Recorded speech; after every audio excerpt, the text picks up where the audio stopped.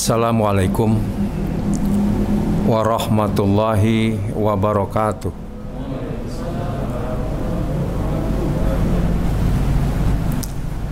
Saya ulangi. Assalamualaikum warahmatullahi wabarakatuh. Bismillah walhamdulillah wassalatu wassalamu ala rasulillah Sayyidina Muhammad ibn Abdillah wa ala alihi wa ashabihi wa man tabi'ahu wa nasarahu ila yaumil qiyamah, amma ba'du. Soimin, soimat yang dimuliakan oleh Allah Subhanahu wa ta'ala, di malam yang ke-15 ini patut kita bersyukur. Semoga kita diberikan kekuatan lahir dan batin, mampu merampungkan amaliyah Ramadan hingga akhir bulan, dan kita menjadi manusia yang benar-benar bertakwa. Kenapa? Karena puasa yang diwajibkan oleh Allah Subhanahu wa ta'ala kepada umat Nabi Muhammad SAW sejak tahun kedua Hijriah bukanlah merupakan tujuan, tetapi sebagai sarana wasilah untuk mencapai dan menggapai tujuan. Yang dalam surat Al-Baqarah ayat 183 di ujungnya la'allakum tattaqun, agar kita menjadi manusia yang bertakwa, agar kalian menjadi manusia yang bertakwa. Tetapi tidak mungkin seseorang itu bisa takwa dalam tingkatan takwa yang tertinggi, karena takwa itu ada level-levelnya, ada tingkatannya. Dan yang dikehendaki oleh Allah Subhanahu wa ta'ala adalah manusia yang bertakwa, yang tertakwa. Itulah yang disyaratkan dalam surat Al-Hujurat ayat 13. Di ujungnya, inna akramakum indallahi atqakum. Sesungguhnya manusia yang termulia di sisi Allah Subhanahu wa ta'ala, dan tidak mustahil di hadapan manusia adalah manusia yang tertakwa. Tetapi bagaimana mungkin seseorang bisa mencapai derajat takwa yang tinggi kalau tidak memahami eksistensi diri kita sendiri? Siapa sih diri kita? Dari mana kita berasal? Sedang apa keberadaan kita, dan pada akhirnya kemana kita berakhir? Itulah sebabnya Rasulullah menyatakan, man arafa nafsahu faqad arafa rabbahu. Siapapun yang mengenal dirinya, keberadaan dirinya, eksistensinya, pasti ia akan mengenal siapa Tuhannya. Dan kalau sudah mengenal siapa Tuhannya, mudah seseorang akan melakukan pendekatan kepada Allah Subhanahu wa ta'ala. Untuk mudahnya, dalam kesempatan ini, untuk mengenal diri kita sendiri, Allah Subhanahu wa ta'ala memaparkan kepada kita, memperkenalkan kepada kita bahwa manusia itu diciptakan oleh Allah memiliki 5 sisi. Karena Allah memperkenalkan terma atau lafal manusia itu dengan 5 lafal. Sekali lagi, lafal atau terma atau sebutan menggambarkan sisi manusia. Sisi yang pertama, Allah menyebut manusia itu sebagai makhluk basyariah. Kalimat al-bashar disebutkan sebanyak 37 kali, yang menunjukkan 10% dari totalitas utuh manusia. Sekali lagi, 10% dari totalitas utuh manusia, makhluk basyariah.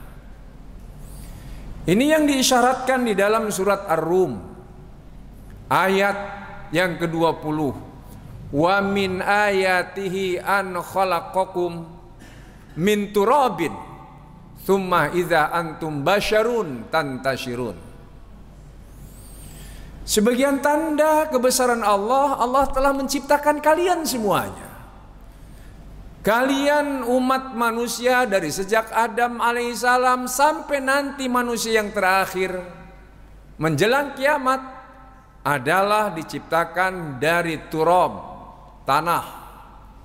Kemudian sekonyong-konyong jadilah sebagai al-bashar, sebagai bashar yang terus menerus berkembang biak.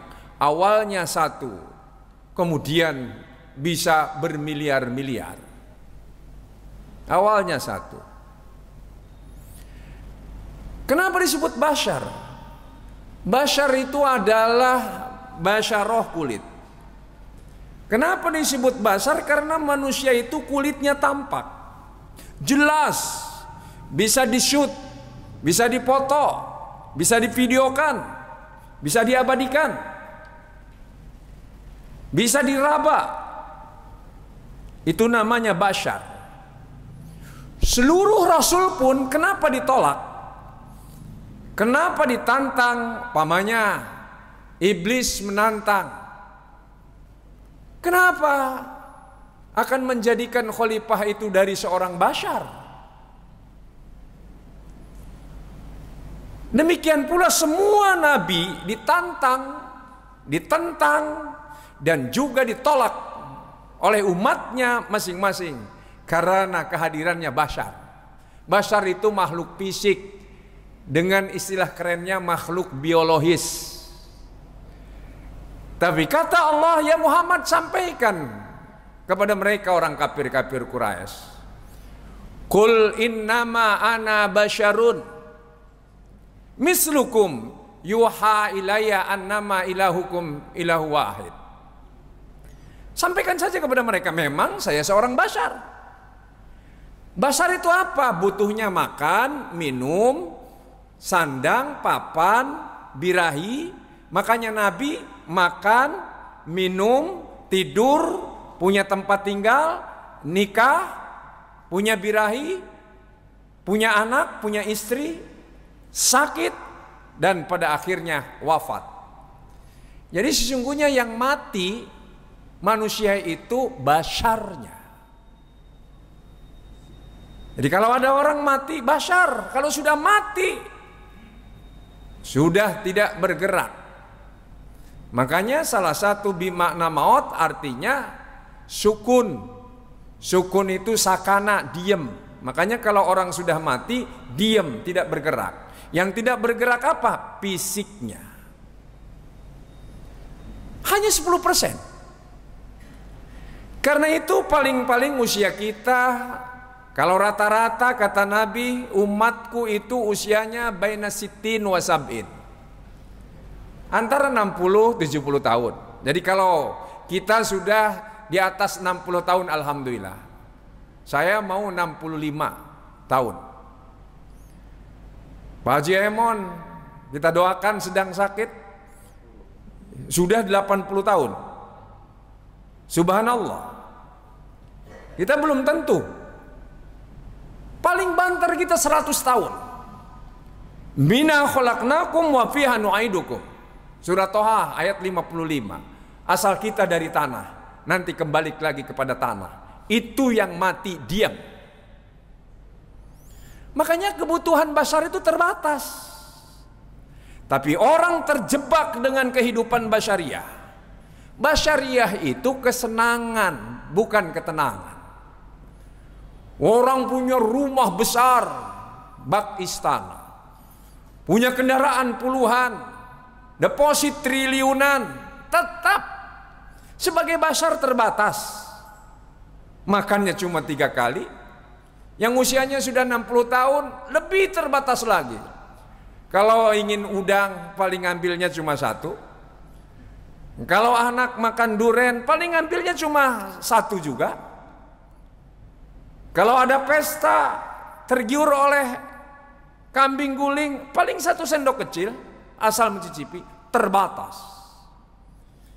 Yang punya istri 1 nggak dipakai tiap malam, apalagi yang 4. Apalagi kaisar Cina itu punya selirnya 3.000. Jadi kalau 3.000 selirnya, bayangkan kalau dia kuat tiap malam itu kilirnya berapa? 8 tahun 1 selirnya. Terbatas. Ini Bashar. Ini orang kenapa terjerumus hidupnya, terpedaya. Padahal Al-Bashar. Kenapa? Karena gak paham bahwa Al-Bashar itu terbatas. Ibu-ibu, kalau bongkar lemari, saya yakin banyak baju yang dibeli belum dipakai. Termasuk bapak-bapak, banyak pakaian yang belum dibeli, yang sudah dibeli tapi tidak dipakai. Banyak perabot rumah tangga yang sudah dibeli, disimpan, udah 20 tahun gak pernah dipakai. Kenapa? Bashar. Yang punya kendaraan 20, yang dipakainya 1. 1 pun pakai supir. Yang lebih kenyang supirnya. Punya kolam renang gak pernah mandi, yang mandi pembantunya sama satpamnya. Bashar. Ini 1. Karena itu Bashar itu namanya, yang disebut dengan Bashar itu orientasinya kesenangan. Rekreasi, ke puncak senang. Begitu macet, stres, nggak tenang. Ini 1. Yang kedua, manusia itu disebut dengan terma makhluk insania. Kalimat al-insan disebutkan 65 kali, menempati posisi 17%. Sekali lagi 17%. Lebih tinggi daripada Basyariah. Contoh, dalam surat Al-Insan ayat 2, Inna khalaqnal insana min nutfatin amsyajin nabtali faja'alnahu sami'an basira. Sesungguhnya kami telah menciptakan al-insan, manusia juga namanya, dari nutfah yang memancar atau yang bercampur. Untuk apa? Nabtali, dalam rangka kami mengujinya. Karena itu kami berikan atau jadikan kepada al-insan itu pendengaran, penglihatan, dan hati. Dengan hati ini manusia bisa memahami, bisa mengerti. Karena itu al-insan adalah makhluk yang aksentuasinya lebih kepada makhluk intelektual, makhluk yang cerdas, makhluk yang bisa berpikir, makhluk yang bisa menganalisa, makhluk yang bisa mengutarakan isi hatinya. Itu al-insan. Makhluk spiritual. Karena al-insan itu diciptakan oleh Allah selain dari fisik, berasal dari tanah Bashar, kemudian nutfah, dan proses seterusnya. Bagaimana disyaratkan dalam surat Al-Mu'minun ayat yang ke-12 sampai 14. Setelah sempurna, wa nafakhtu fihi min ruhi, aku tiupkan ruh, karena itu rohani. Manusia sebagai makhluk spiritual.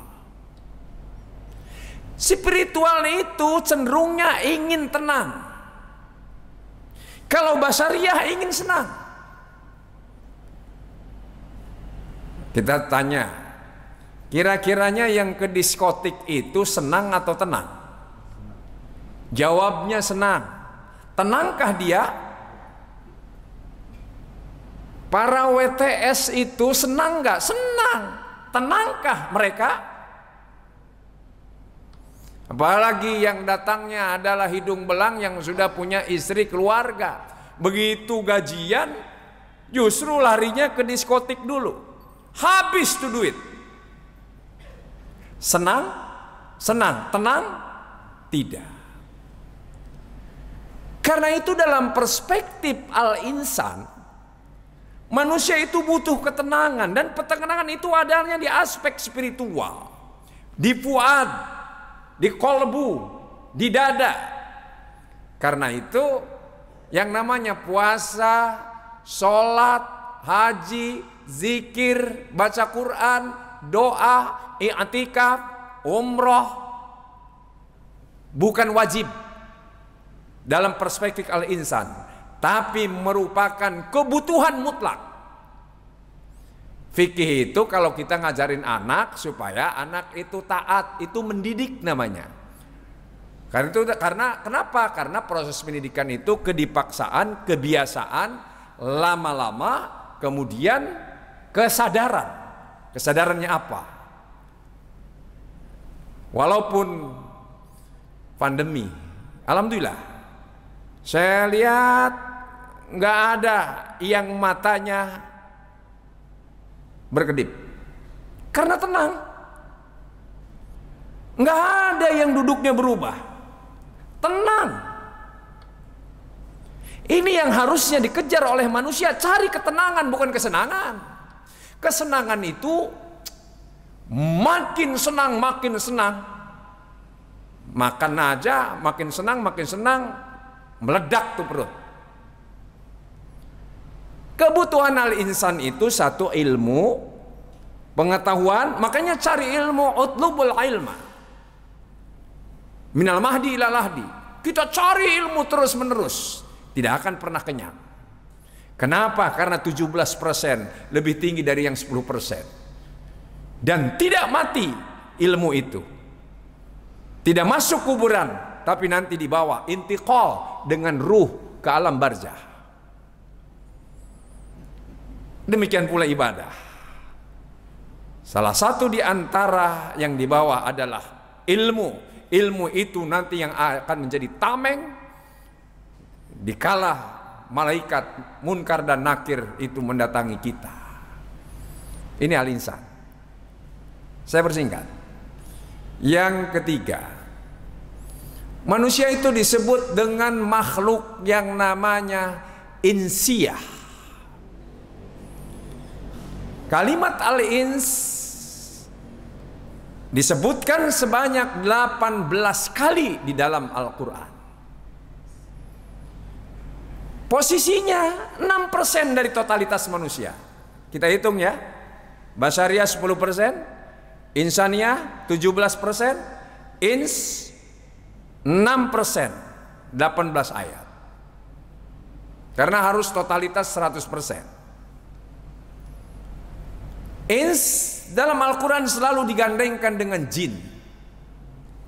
Ya ma'syarul jinni wal ins in istata'tum an tanfudhu min aqtari samawati wal ard fanfudhu la tanfudhuna illa bisultan. Menggambarkan bahwa manusia dan jin sama-sama makhluk yang berakal, yang cerdas, yang memiliki teknologi, yang memiliki kecerdasan luar biasa. Kemudian punya nafsu, kawin, berkeluarga, punya anak, mati. Jin mati. Lain dengan iblis dan setan gak mati-mati. Tapi jin mati. Usianya lebih panjang daripada manusia. Bedanya apa dengan jin? Jin itu artinya tersembunyi, tidak tampak, tidak lihat. Inilah yang namanya alam arwah. Tapi manusia itu disebut ins karena tampak halus. Itulah manusia itu halus. Ya, tampaknya halus. Lain dengan harimau. Lain dengan harimau. Tapi al-ins tampak halus, kulitnya halus. Semua binatang nggak ada yang halus, kulitnya nggak kelihatan. Yang lebih dominan adalah bukan kulitnya, tetapi bulunya. Sangat berbeda. Apa itu makhluk ins? Disyaratkan dalam surat Az-Zariyat ayat 56. Wa ma khalaqtul jinna wal insa illa liya'buduni. Tidaklah aku ciptakan jin dan manusia kecuali untuk mengabdikan diri kepadaku. Artinya apa? Al-ins itu, manusia itu adalah makhluk yang memiliki mental inferiority, menghambakan diri, rendah diri. Seakan-akan Allah menyatakan, hei manusia, kalau engkau tidak mengabdikan kepadaku, kalau engkau tidak sujud kepadaku, kalau engkau tidak ruku kepadaku, kalau engkau tidak tunduk kepadaku, pasti kau akan sujud menyembah kepada selain aku. Dan selain aku itu siapa? Kata Allah, yaitu al-hawa, hawa nafsu. Hawa nafsu. Afara'aita man ittakhadha ilahahu hawa. Tidaklah kalian tahu ada manusia yang menjadikan hawa nafsunya sebagai tuhannya. Iyattabi'una illa dhanna wa matahwal anfus. Jadi yang namanya si penyembah berhala, Lata, Uzza, Manata, Hubal, yang menyembah matahari, bintang, bulan, menyembah laut, menyembah pohon, menyembah patung, menyembah batu, menyembah air, menyembah kekuasaan, seperti Fir'aun, Namrud, menyembah kekuasaan, akhirnya mempertuhankan diri. Substansinya karena menyembah hawa nafsu. Bahkan ada yang menyembah penguasa, takut sekali menyatakan yang hak di depan majikannya.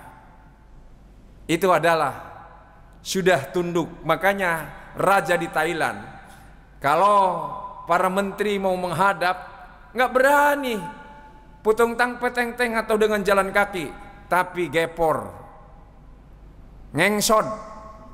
Orang Jawa Barat bilang ngengsod, suster ngengsod. Kenapa? Ini karena inferiority. Alhamdulillah, kita sholat, kita puasa, kita zakat, kita haji, kita infak, sodakoh, semuanya. Inna sholati wa nusuki wa mahyaya wa mamati lillah. Yang keempat, mohon maaf, kalau nggak tuntas, tahun depan lagi. Jadi saya tuntaskan. Nggak apa-apa, malam ini hitung-hitung nuzulul Quran. Hitung-hitung nuzulul Quran kan? Ya, nuzulul Quran. Yang keempat, manusia itu disebut dengan makhluk nasiyah. Lafal atau terma an-nas dalam Al-Quran paling banyak. Sebanyak 241 kali disebut. 240 kali disebut. Ya ayuhan nas. Panggilan ya ayuhan nas 20 kali atau 20 ayat. Bahkan ada surat An-Nas. Qul a'udzu birabbin nas, malikin nas, ilahin nas, min syarri waswasil khannas, dan seterusnya.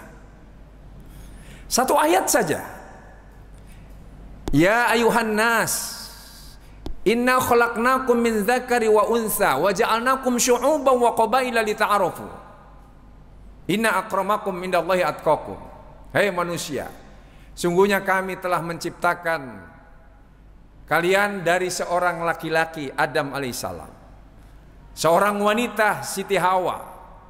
Dari keduanya inilah dikembangbiakan, bisa berjuta-juta, bermiliar-miliar. Sekarang sudah sampai 7 miliar. Awalnya 2, bahkan awalnya 1. Kami ciptakan yang banyak itu berbangsa-bangsa, makanya bangsa banyak. Berbeda warna kulit, berbeda bahasa, berbeda kultur, dan lain sebagainya. Demikian pula suku lebih banyak lagi.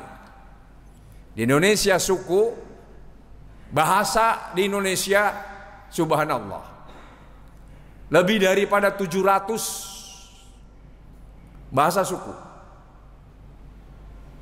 Untuk apa? Bukan saling banggakan. Nggak bisa mengatakan orang Sunda bilang sama orang Padang, udah orang Padang mah payah, pelit. Orang Padang bukan pelit, bengkok. Akhirnya kata orang Padang, orang Sunda mah payah, pelit. Orang Sunda bilang sama orang Jawa, jangan kawin sama orang Jawa. Kenapa? Orang Jawa mah koek. Terhadap bangsa lain, bangsa Arab. Wah, bangsa Arab, orang Arab di mana-mana juga sengkek.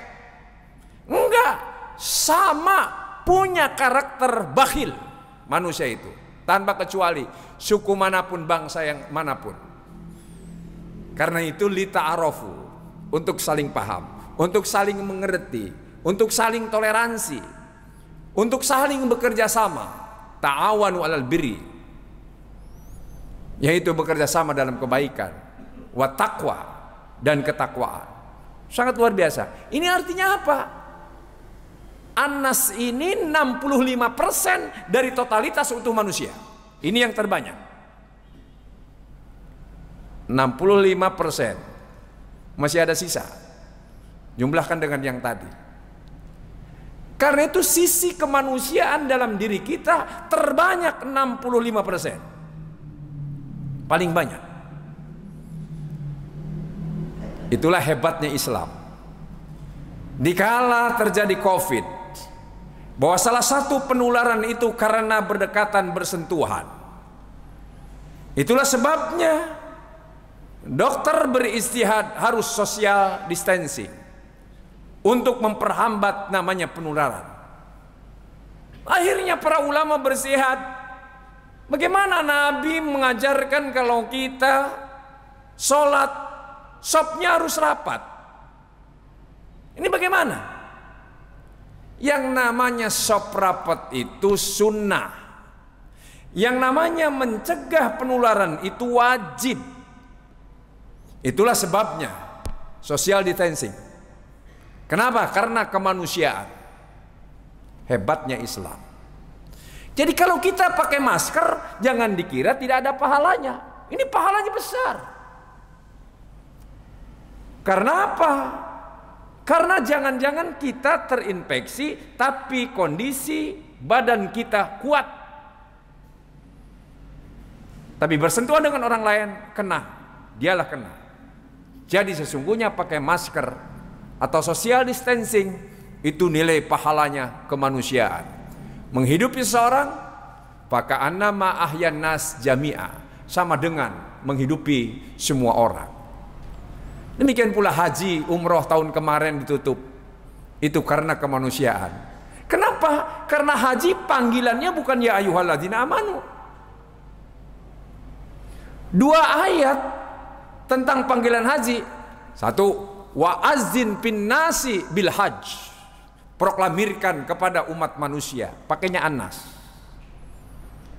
Walillahi 'alan nas hijjul bait man istata'a ilaihi sabila. Pakainya an-nas. Kenapa? Manusia sebagai makhluk sosial.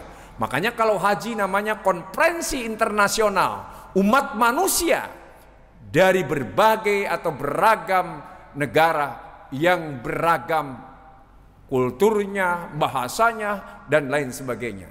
Sangat luar biasa. Karena itu amaliyah yang pahalanya paling besar dalam perspektif Islam adalah yang namanya ibadah sosial. Kalau sholat untuk diri sendiri, puasa untuk diri sendiri, haji untuk diri sendiri, zikir untuk diri sendiri.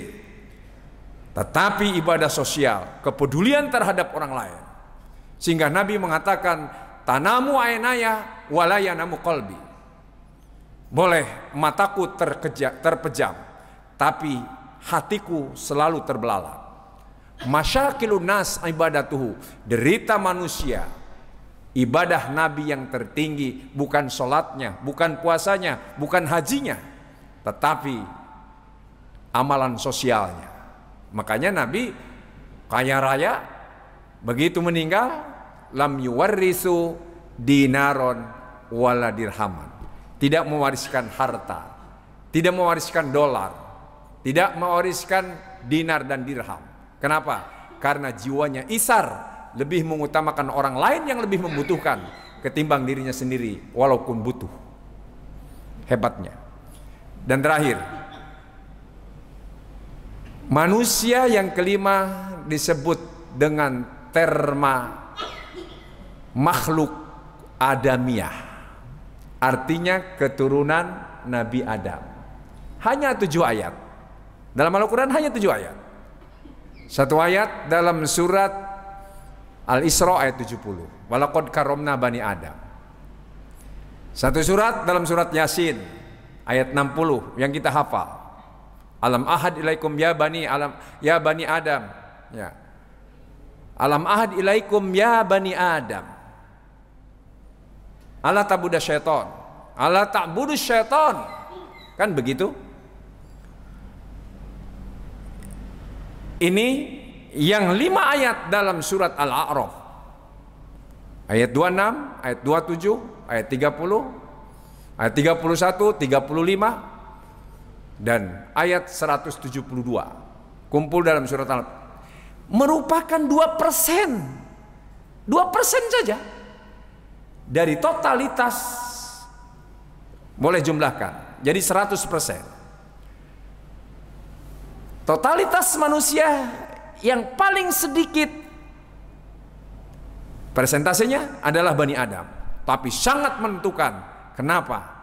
Karena mencerminkan makhluk yang bermoral, makhluk yang berakhlak, makhluk yang beretika, makhluk yang harus jujur, makhluk yang harus menciptakan perdamaian, makhluk yang membawa muruah.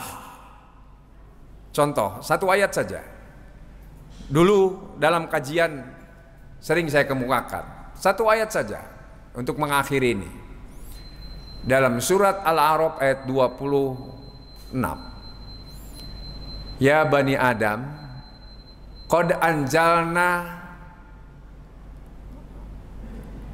kami turunkan, qad anjalna alaikum libasa yuwari sawatikum warisha wa libasu taqwa. Itulah yang tertinggi. Sungguh kami telah turunkan kepada umat manusia 3 jenis pakaian.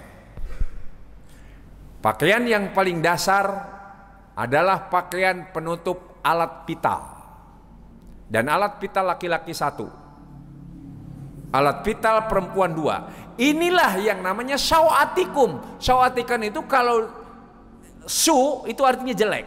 Jadi kalau kelihatan laki-laki gundal gandul jelek. 2 gunung kelihatan jelek, makanya ditutup.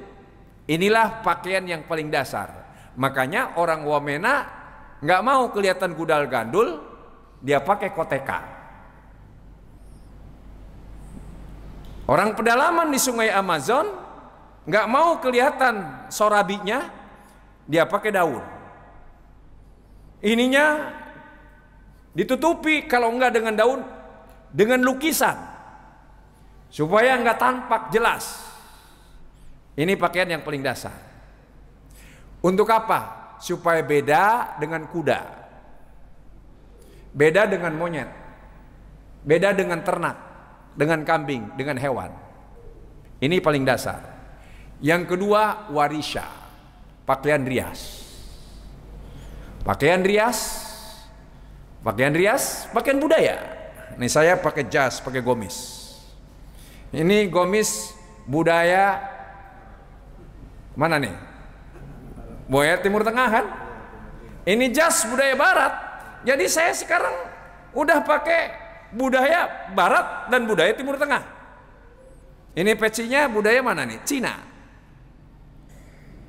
Udah beda. Bapak-bapak macam-macam. Ada koko itu dari Cina, ada sarung dari India,